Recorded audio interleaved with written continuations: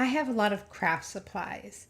This seems pretty common among people who have hoarding issues. Sometimes I see my backlog of stock and get stupid mad at myself. What was I thinking buying so much? But what's done is done. Back then, I felt the need to acquire this stuff.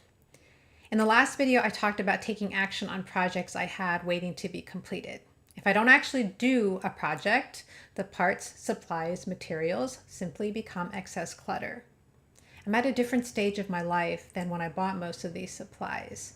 A lot of those crafts I don't do anymore.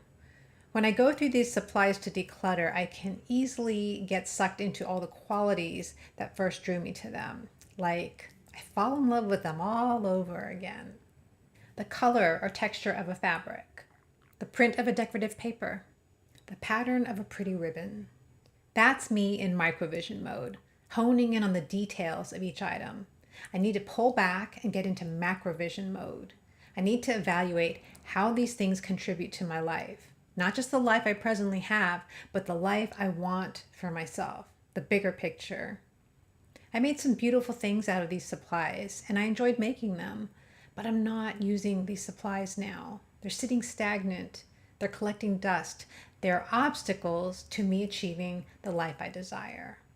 As I work to change my thoughts, habits, and life, I hope to change certain things about who I am. I don't want to be depressed anymore. I don't want to live in shame and isolation anymore. I don't want to be weighed down by my stuff anymore.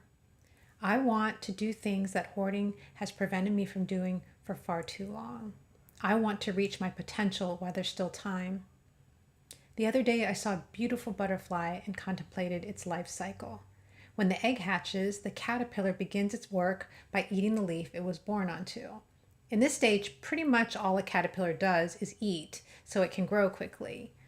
I thought, maybe I was in caterpillar mode when I was acquiring all this stuff, gorging on things I found interesting and beautiful.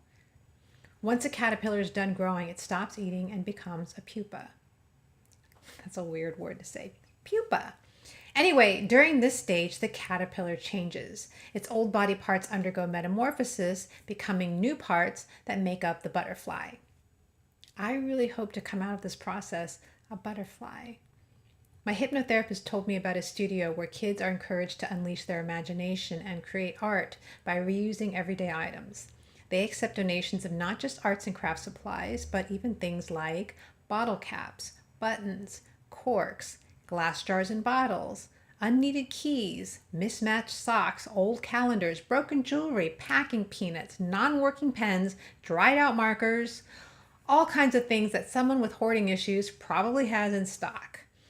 The studio is located pretty far from me, but my hypnotherapist has generously offered to deliver things I want to donate to the studio, and I don't want to squander this opportunity. I'm not going to collect future items for them, but I'm going through things I currently have.